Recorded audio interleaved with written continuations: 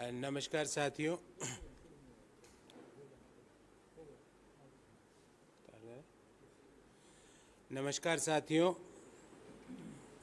आज की इस प्रेस वार्ता में मैं आप सभी का स्वागत करता हूं। साथियों, पिछले 3-4 दिन से सरकार और सरकार के ढोल बजाने वाले महंगाई की दर का एक गलत और झूठा ढोल बजा रहे हैं। आज उस ढोल की पोल खोलने में आपके सामने आया हूँ। पिछले 3-4 दिन से ये बताया जा रहा है कि देश में WPI, जिसको होलसेल प्राइस इंडेक्स कहते हैं, वो नेगेटिव हो गया, CPI भी थोड़ा कम हो गया, तो महंगाई से देश को राहत मिल गई। ये बड़े बड़े अक्षरों में ढोल बजाया जा रहा है और कई जगह उस ढोल को बड़े बड़े अक्षरों में लिखा भी जा रहा है। आज मैं उसी आंकड़ों की ढोल की पोल खोलने आपके सामने आया हूँ। नेगेटिव होलसेल प्राइस इंडेक्स कुछ एसेंशियल कमोडिटीज़ में हुआ, पर मैं आपसे पूछता हूँ, क्या एक भी एसेंशियल कमोडिटी की कीमत में कोई कमी आई? आंकड़े छोड़ दीजिए, आंकड़ों की बात अभी करूँगा 5 मिनट बाद। वेजिटेबल्स, फ्रूट्स, ऑयल्स, सीरियल्स, इसमें WPI या तो नेगेटिव आया, और नेगेटिव भी छोटा मोटा नहीं, डबल डिजिट नेगेटिव। पर क्या सब्जियों के दाम आपको कम होते दिखे, या देश में किसी और व्यक्ति को कम होते दिखे? क्या अनाज के दाम किसी को कम होते दिखे? पेट्रोल नेगेटिव WPI में था, क्या पेट्रोल और LPG, जिसका कि नेगेटिव WPI है, क्या पेट्रोल और डीजल और LPG का दाम 1 पैसा भी किसी ने कम होता हुआ देखा? आंकड़ों की बात आंकड़ों से करूंगा और आंकड़ों को ही डिफ्यूज करूंगा, और सारे आंकड़े भारत सरकार के हैं। तो क्या हो रहा है? सूट बूट की सरकार या तो खुद बेनिफिट हो रही है, या अपने कुछ मित्रों को बेनिफिटेड कर रही है, होलसेलर्स को। अंतिम कंज्यूमर को कोई फायदा नहीं मिल रहा। मैं बात की शुरू करूं आगे, उससे पहले आपको WPI और CPI का मौलिक अंतर बता देता हूं। WPI होलसेल प्राइस इंडेक्स जो रिटेलर कंज्यूमर को जो चीज बेचता है, उससे पहले जो भी प्राइस में डिफरेंस आता है वो WPI में कैप्चर होता है। जैसे कोई प्रोड्यूसर किसी होलसेलर को बेचेगा, वो WPI में आएगा, पर अगर दुकानदार आपको या मुझे बेचेगा, वो CPI में आएगा। तो अब हो क्या रहा है देश में? मई 2023 में आंकड़ा आया कि WPI -3.48% है और CPI +4.25% है। मतलब WPI लगभग -3.5% और CPI पॉजिटिव 4.25%। और मैं कुछ जरूरी वस्तुओं के WPI रखता हूं आपके सामने। सब्जियों में -20.1%, आलू -18.7%, ऑयल सीड्स, जिससे कि ईटेबल ऑयल बनता है, उसमें -15.6%, वेजिटेबल ऑयल्स एंड फैट्स, जिसको हम घी कहते हैं, वो -29.5%। ये WPI मतलब जो प्रोड्यूसर है उसके वहां से दाम कम हो रहे हैं। और यही सारी चीजें CPI है फूड एंड बेवरेजेस का, वो है 3.29%। अर्थात अगर मैं किसान हूं तो मैं जो फसल पैदा कर रहा हूं, सब्जियां उत्पादित कर रहा हूं या ऑयल सीड्स का उत्पादन कर रहा हूं, मेरे लिए दाम घट रहे हैं, और मैं ही वो किसान अपने परिवार के कंजम्पशन के लिए वो चीज बाजार से लेने जाता हूं, तो दाम बढ़ जाते हैं। तो कौन बेनिफिट हो रहा है? मोदी जी। इसमें ना तो किसान बेनिफिट हो रहा है, ना फाइनल कंज्यूमर बेनिफिट हो रहा है। या तो आप बेनिफिटेड हो रहे हो या होलसेलर्स बेनिफिट हो रहे हैं, और आप मुख्य दर्शक बन के बैठे हो और आपके ढोल बजाने वाले ढोल बजा रहे हैं। दूसरा, पेट्रोल की बात करते हैं। क्रूड पेट्रोलियम का WPI, और सारे सरकारी आंकड़े हैं, जो कच्चा तेल है उसका WPI मई 2023 में -27% रहा, मतलब 27% कम हुआ मई 2023 में मई 2022 के मुकाबले।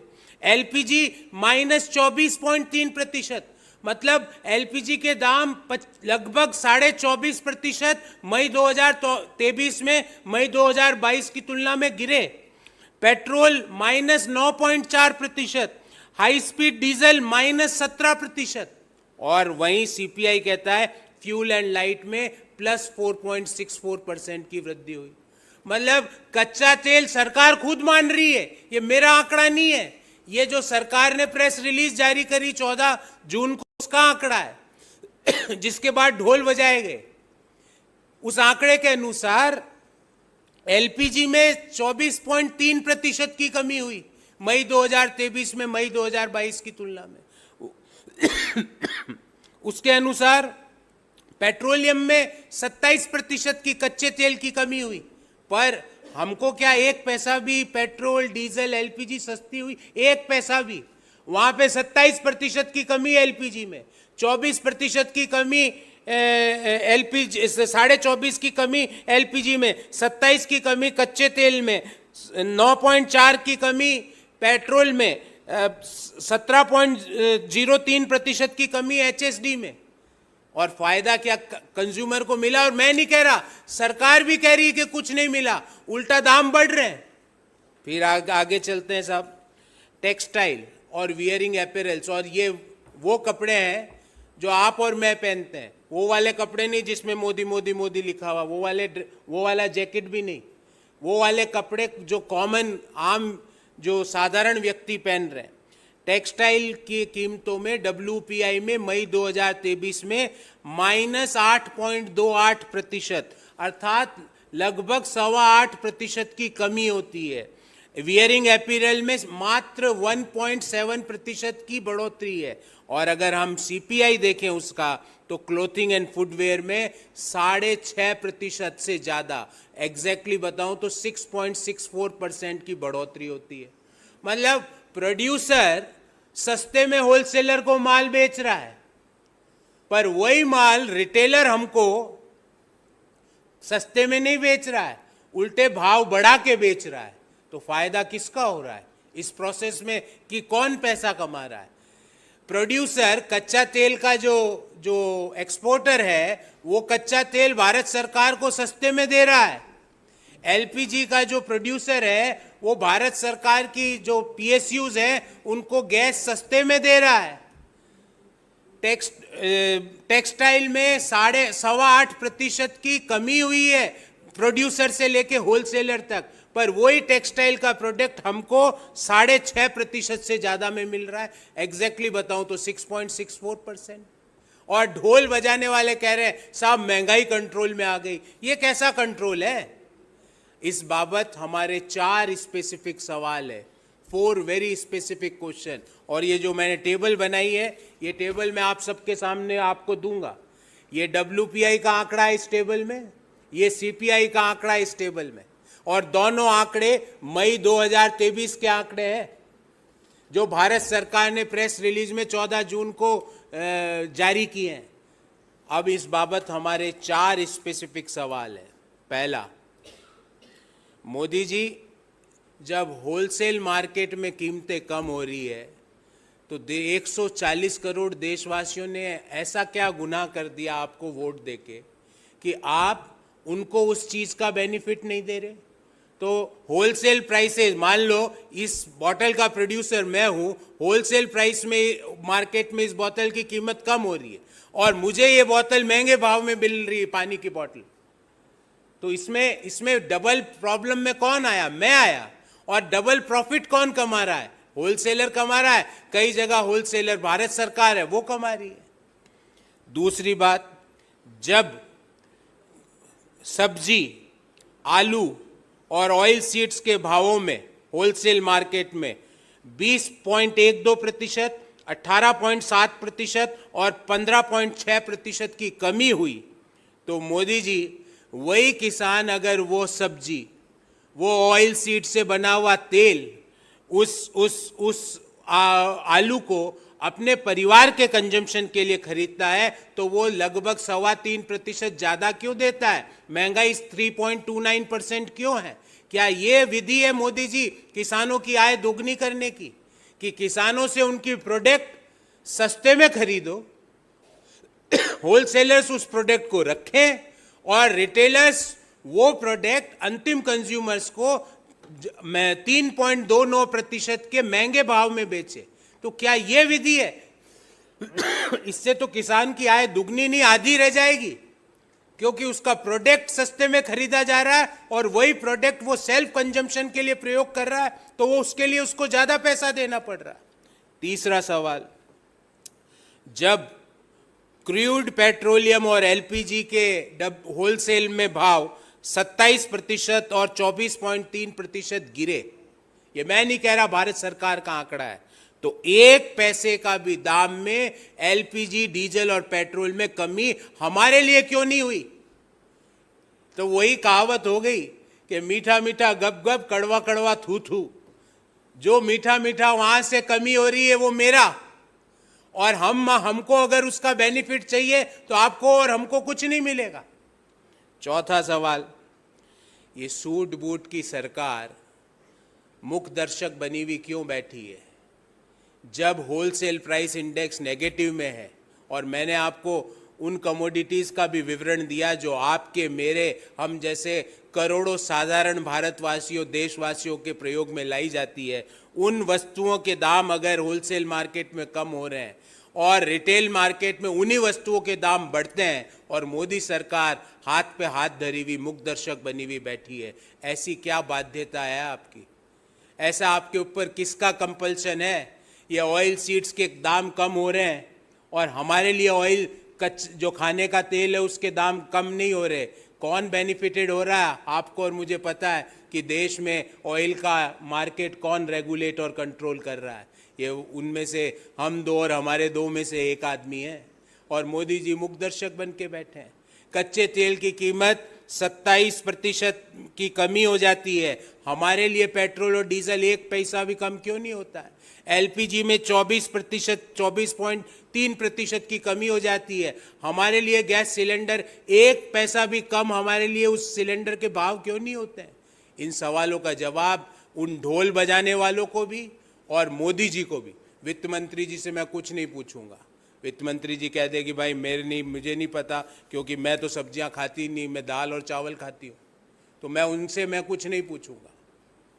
पर मोदी जी, आप तक हमारी आवाज आ रही है तो जा रही है, तो आप हमें बताइए कि ऐसे क्या बाध्यता है कि जब WPI नेगेटिव में चले गया देश में, तब भी जो एसेंशियल कमोडिटी और एसेंशियल कमोडिटी के भाव होलसेल मार्केट में नेगेटिव में गिर रहे हैं, और 1%, 2%, 3% नहीं, 25%, 27%, 20%, उस समय हमारे लिए भाव 1 पैसे भी कम क्यों नहीं हुआ? इसका जवाब दीजिए। आंकड़ों का जवाब आंकड़ों से दीजिए, और देशवासियों का सवाल कि जब WPI गिर रहा है तो मेरे लिए सब्जी के दाम, खाने के तेल के दाम, पेट्रोल डीजल के दाम, वस्त्रों के दाम, अपैरल्स के दाम मेरे लिए क्यों नहीं गिर रहे हैं? इसका जवाब दीजिए।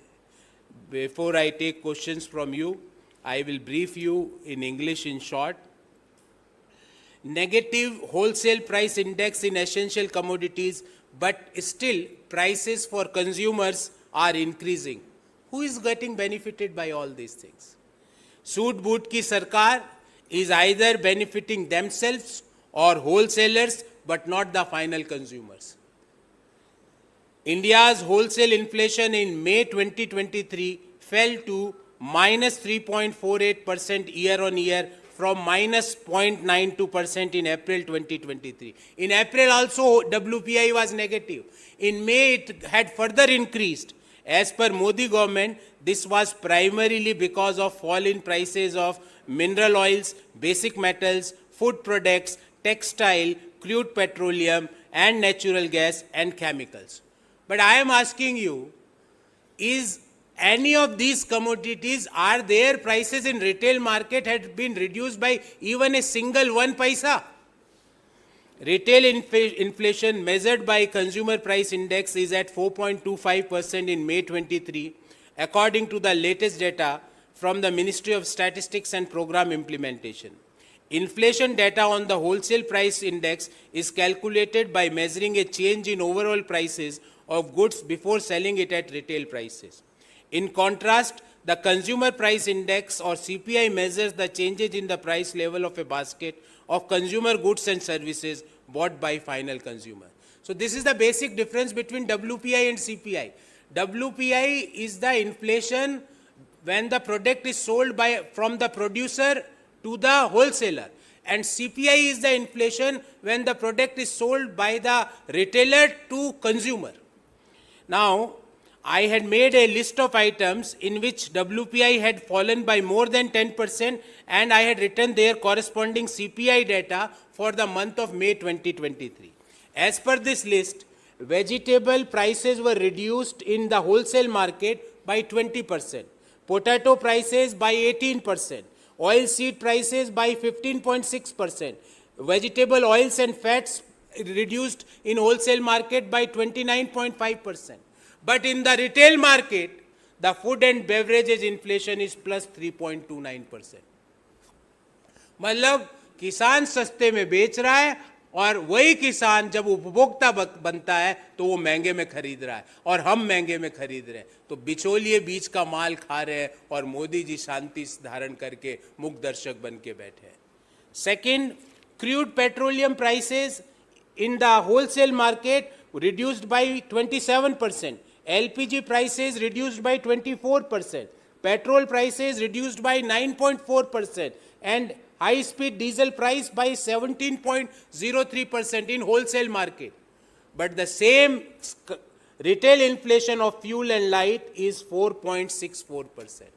Means Government of India is purchasing crude oil at a lower price in May 2023 in comparison to May 2022, and the price difference is not 1%, 5%. The price difference in crude petrol is 27.01%, and we are buying all those products. There is an inflation of positive number of 4.64% for us. Third, textile and wearing apparel in wholesale market in May 2023, the textile prices were reduced by 8.28%. And wearing apparel price had increased just by 1.77%, whereas the consumer price inflation in clothing and footwear is 6.64%. In this regard, we have 4 very specific questions or demands from the Modi government. When prices of most essential commodities are falling in the wholesale market, why are the benefits of falling prices not transferred to final consumer? जब wholesale में कीमतें गिर रही है तो 140 करोड़ देशवासियों को वही माल महंगे भाव में क्यों मिल रहा है? और ये आंकड़ा भारत सरकार का है. दूसरा, when WPI numbers for May 2023 for vegetable, potato and oil seeds are minus 20.1%, minus 18.7% and minus 15.6% respectively. And when the same product was purchased by farmer for self-consumption, the CPI on food and beverages is plus 3.29%. So farmers are selling their products at lower price and buying the same product for self-consumption at higher price. Modi ji, is this the method for doubling the farmer's income? Question number 3. When on May 23, WPI for crude petrol and LPG had a contraction of minus 27% and minus 24.3% respectively, why in retail market of LPG, petrol and diesel not reduce the price and the government enjoyed the entire benefit of this contraction? What is the reason? Fourth and the last question. Why Sood-Boot ki Sarkar is just acting as a mere spectator and keeping silent when wholesalers and the government is benefited from falling prices of the majority of essential commodity and final consumers are not getting any benefit? We want concrete answers from the Modi government, Prime Minister Saab, about our 4 specific questions, and the questions are based on the data which was published on 14th June by the Ministry of Statistics and Program Implementation, Government of India. So WPI negative, CPI positive, who is benefited? Either government, when there is a government is the wholesaler, or some friends of the government who are controlling the market for that wholesale. So this is all about this press conference. I am open for questions, first of all on the subject, and thereafter we can take few other questions also. On this topic. Sir, पहले इसको ले ले.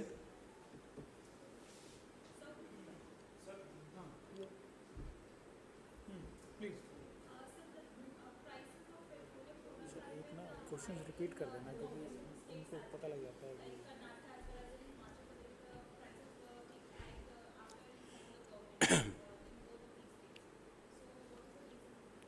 See, I think regarding Himachal Pradesh, time and again we had responded on that why the government was compelled to do that particular thing. But the basic question which we are raising right now is not of VAT. We are not asking today that Government of India should reduce the excise duty on petrol and diesel. We are just asking, when there is a reduction in the crude petroleum prices in the wholesale market by minus 27%. In May 23 vis-a-vis May 22, the crude petroleum prices were reduced by 27%. Why even a 1 paisa of benefit is not given to the consumers of petrol, diesel and LPG? That is the primary question we are asking.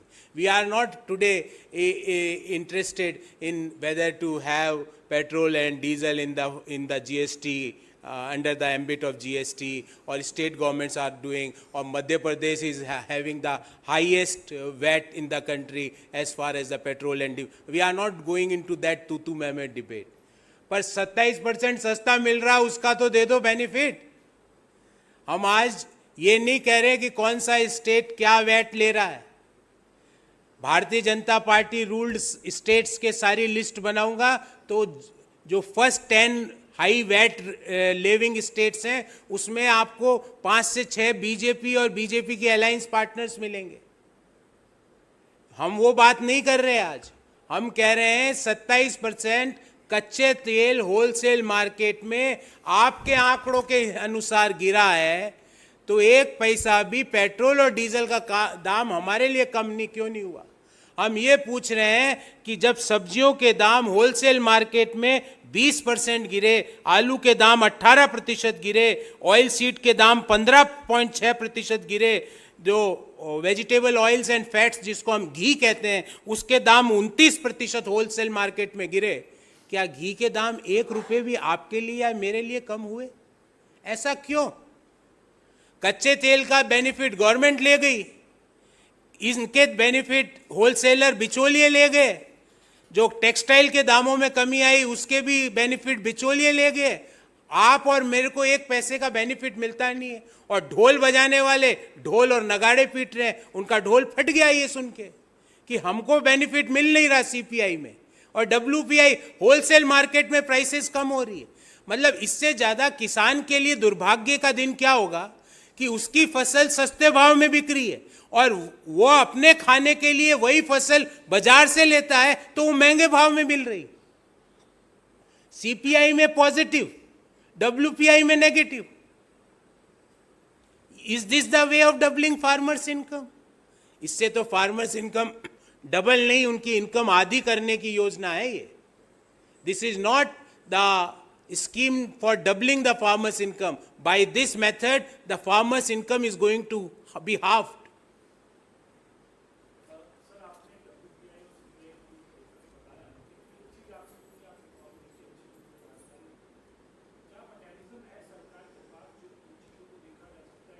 Question repeat कर देना आप इसमें.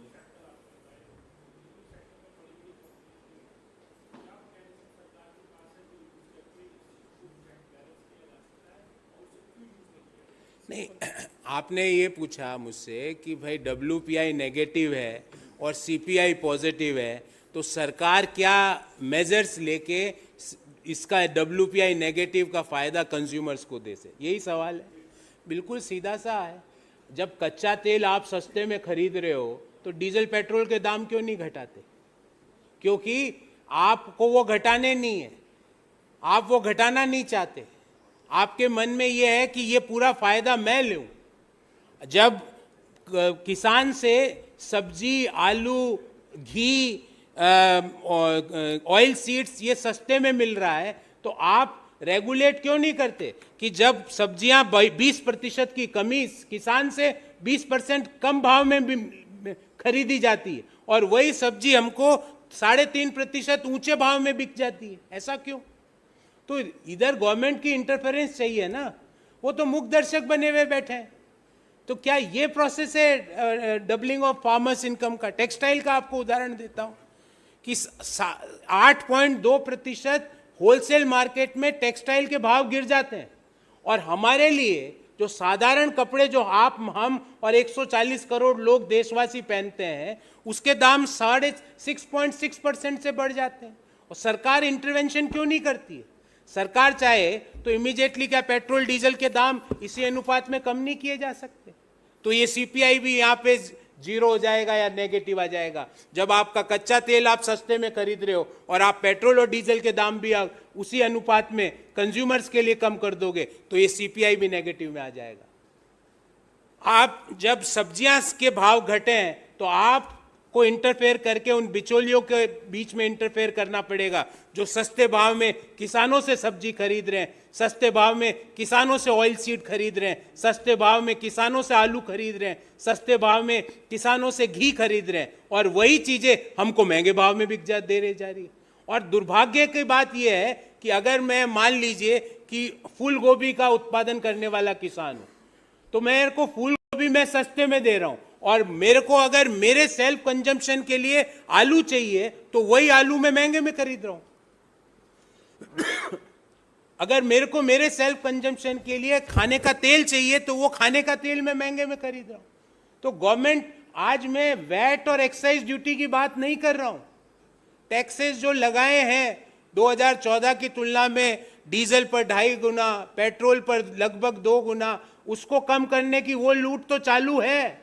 पर जो आपको benefit मिला है सस्ते कच्चे तेल का, जो आप खुद कह रहे हो, ये मैं नहीं कह रहा, आपका WPI का आंकड़ा कह रहा है कि कच्चे तेल में 20% की गिरावट आई में मई 2022 27%। पेट्रोल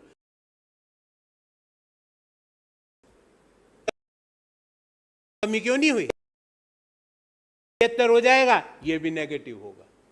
पर सरकार क्या करती है, अगर कच्चे तेल में 1 पैसे की भी कमी हो तो आज रात 12 बजे से वो आ जाएगा, 1 पैसा बढ़ जाएगा।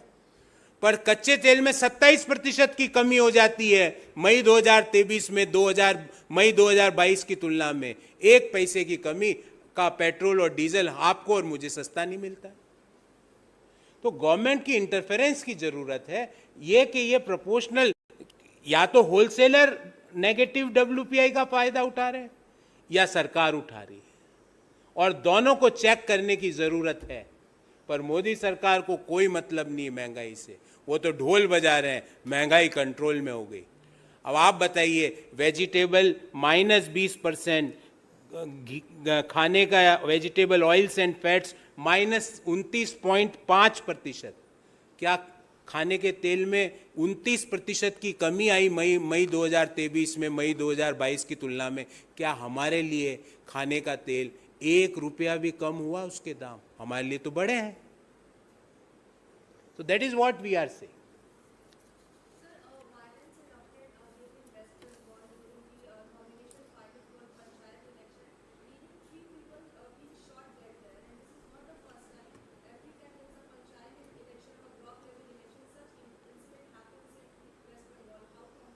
See, any kind of violence at any level, we condemn that.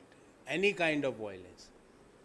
So, और लोकतंत्र में तो वायलेंस की कोई जगह ही नहीं है। हम तो हमेशा बुलडोजर के भी विरोधी रहे हैं, ठाए ठाए ठाए हवा में मारने के भी विरोधी रहे हैं। हम तो कानून के शासन में विश्वास करते हैं। हम तो उस शासन में विश्वास नहीं करते जहाँ गाड़ी पलट दी जाए, जहाँ मुख्यमंत्री कहे गाड़ी भी पलटी जा सकती है। हम उस शासन में विश्वास ही नहीं करते। तो any kind of violence we condemn it, and the details of the case which you had quoted regarding West Bengal, I am not aware of the full details. Our West Bengal in charge or the senior leaders from West Bengal will give you a better answer on this.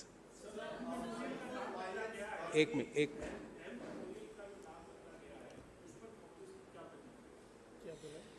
Nehru memorial के नाम बदलने से एक व्यक्ति ने एक बार पुनः अपना छोटेपन का प्रदर्शन किया है, और मैं उनको उन्हीं के नेता का एक वाक्य याद दिलाना चाहता हूँ कि छोटे मन से कोई बड़ा नहीं बन सकता।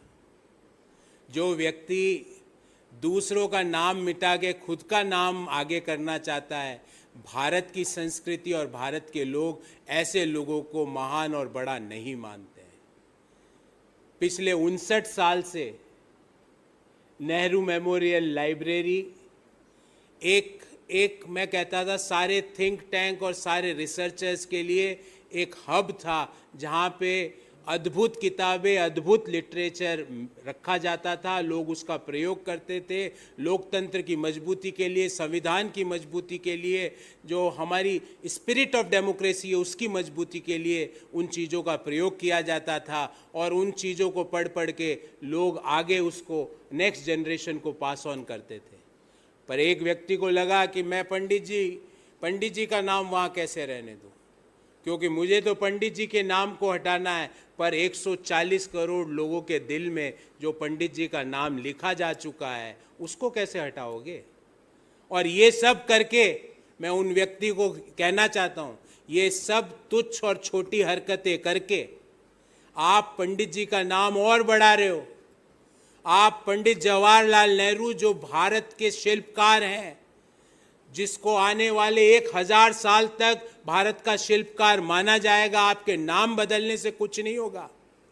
आधुनिक भारत के निर्माता है, जिन्होंने भारत जहां आज खड़ा है उसका सपना उन्होंने 1947 में देखा। उन्होंने भारत को जब संभाला, जब भारत के पास निर्माण करने की, सुई के निर्माण करने की क्षमता नहीं थी। वहां से लेकर वो बड़े बड़े dam, all India institute of medical sciences, IITs, IIMs, IISCs, बड़े बड़े रिसर्च इंस्टीट्यूशंस, DRDO, इस जो हमारा इसरो, ये सारी चीज़ों की परिकल्पना पंडित नेहरू ने की। पर आपको लगता है उनका नाम हटा दो, उनका नाम काट दो। ये नाम तो आप दीवार से तो काट सकते हो, क्योंकि बहुमत में आपकी सरकार है। सरकार का जो पंडित जी ने लोकतंत्र बनाया था और लोकतंत्र में ही सारी शक्तियों को निहित किया था, उस लोकतंत्र को की रक्षा का दायित्व आज आपके पास है। इसलिए आप नाम तो काट सकते हो वहां से, पर 140 करोड़ देशवासियों के दिल में पंडित जवाहरलाल नेहरू, लाल बहादुर शास्त्री, इंदिरा गांधी, राजीव गांधी, PV नरसिम्हा राव, मनमोहन सिंह, इनका नाम जो लिखा हुआ और इनका जो कंट्रीब्यूशन है, और अटल बिहारी वाजपेयी जी आल्सो, हम तो उनका भी नाम लेते हैं, क्योंकि आप तो उनका भी नाम काटना चाहते हो। क्योंकि आप जब कहते हो 2014 से पहले कुछ नहीं हुआ, तो उस समय 7.5 साल तो वाजपेयी जी का शासन था। आप तो वाजपेयी जी का भी नाम काटना चाहते हो। पर हम किसी प्रधानमंत्री का इस तरह अपमान नहीं करते। हर प्रधानमंत्री का कोई ना कोई कंट्रीब्यूशन रहता है। हर प्रधानमंत्री जनता के बीच जाता है और जनता की बात सुनता है। अपने मन की बात नहीं कहता है, लोगों के मन की बात सुनता है। पर आप अपने मन की बात कहते हो और आप अपने मन की बात सुनते हो, लोगों के मन की बात नहीं सुनते। अगर आप लोगों के मन की बात सुनते तो इस तरह की छोटी हरकत, इस तरह की गलत हरकत आप कतई नहीं करते। और पुनः कहना चाहूँगा, ये सब करके आप अपने आप को छोटा कर रहे हो। पंडित जी तो आज भी वहाँ खड़े हैं जिनको देखने के लिए आपको पूरी गर्दन ऐसे करनी पड़ेगी। पंडित जी तो आज भी वहाँ पे खड़े हैं। गौरव जी, आम आदमी पार्टी के नेता और मंत्री सौरभ भारद्वाज ने कहा है कि आम आदमी कांग्रेस जो है कॉपी कट कांग्रेस हो गई है, क्योंकि आम आदमी पार्टी की योजनाओं को चुना। एक और क्वेश्चन भी है कि इस पे आम आदमी पार्टी पे और दूसरी बात है कि उन्होंने चुनाव को लेकर के कहा है कि अगर कांग्रेस पंजाब और दिल्ली इसी का क्वेश्चन चुनाव नहीं लड़ेगी तो हम मध्य प्रदेश और राजस्थान में चुनाव लड़ेंगे, क्या कहेंगे? देखिए मैं कर लूँगा। देखिए, आम आदमी पार्टी क्या बोलती है, क्योंकि हम तो ये लेन देन में हमारा तो विश्वास है नहीं कि पैसे दे दो जूते ले लो। ये हमारा मोडस ऑपरेंडी नहीं है कि दो आप वहाँ मत लड़ो दो हम नहीं लड़ेंगे। ये हमारा मोडस ऑपरेंडी नहीं है। हम इस तरह से भाव तोल और इस तरह की बातें नहीं करते हैं। हम तो उन सभी लोगों के साथ हैं जो लोकतंत्र को मजबूत करने के लिए खड़े हैं, जो संविधान के शासन में विश्वास करते हैं, जो लोग भारत को एक सही मायनों में समृद्ध और आत्मनिर्भरता की ओर ले जाने का प्रयास करते हैं। हम उस हर व्यक्ति के साथ खड़े हैं। और कॉपी कैट और इन बातों में मैं उनके बारे में कुछ नहीं कहूँगा, क्योंकि सौरभ जी थोड़े फ्रस्ट्रेट हो चुके हैं। जिस तरह से कर्नाटक में कितना 0.1% कितना वोट मिला, 0.1%, मुझे ऐसा देखा था मैं 0.1 कि 0.1 होगा। हाँ, वो देखो नोटा भी उनसे आगे चल रहा है। तो वो निराश हो चुके हैं। सौरभ जी निराश मत होइए और इस तरह की बचकानी बातें मत करिए। आप एक विधायक हैं, ये 2 राज्य आप छोड़ दो, ये वो बात हो गई ना, तू मुझे सुबह का खाना खिला देना मैं शाम का नाश्ता करवा दूंगा। What is this? तू मुझे एक चॉकलेट देना मैं दिन में लॉलीपॉप दे दूंगा। हमारी ये गवर्नेंस का मॉडल नहीं है।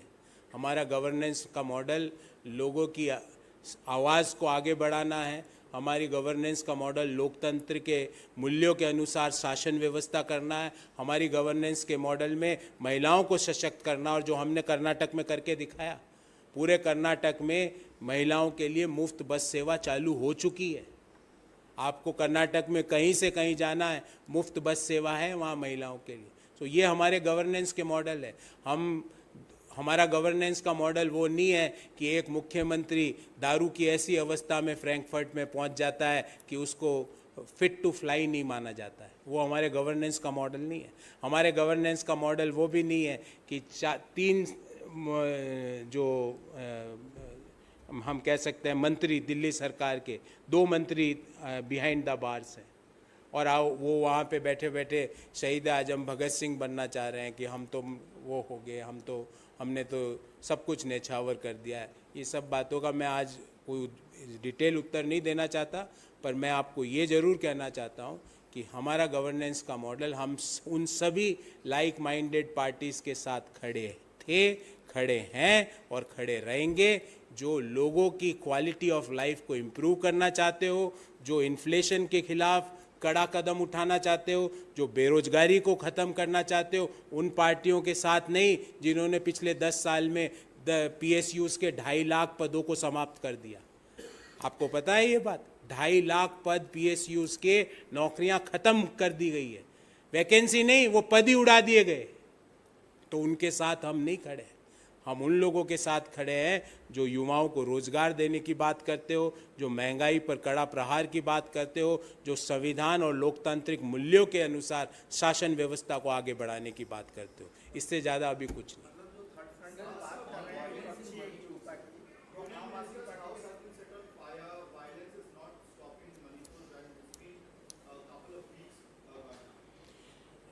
Yesterday, the delegation was there from Manipur. They seek the time from the Honorable Prime Minister. But as per my information, till yesterday they had not received the appropriate opportunity to visit Honorable Prime Minister. Why Prime Minister is not having time for discussing Manipur with the people of Manipur? प्रधानमंत्री के पास मणिपुर मामलों के लिए मणिपुर के लोगों के साथ 5-10 minute बिताने के लिए क्यों नहीं है? मणिपुर पिछले 40 दिनों से जल रहा है, प्रधानमंत्री ने उसको गंभीरता से क्यों नहीं लिया?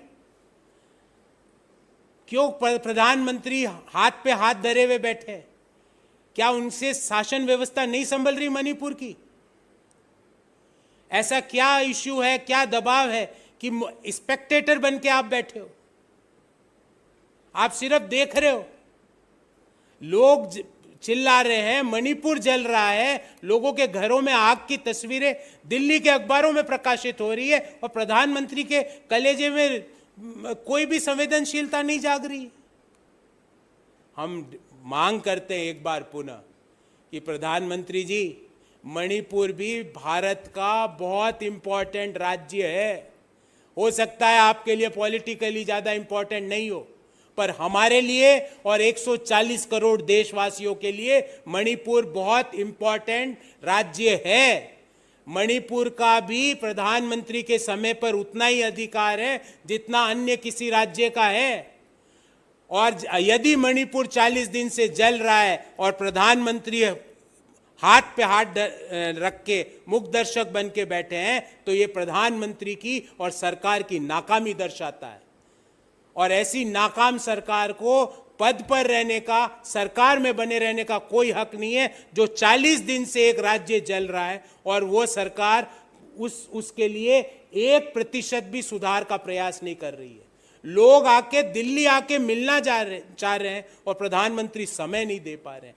हजारों लोग मणिपुर से पलायन कर रहे हैं और प्रधानमंत्री को उनकी बात नहीं समझ में आ रही। बहुत बहुत धन्यवाद।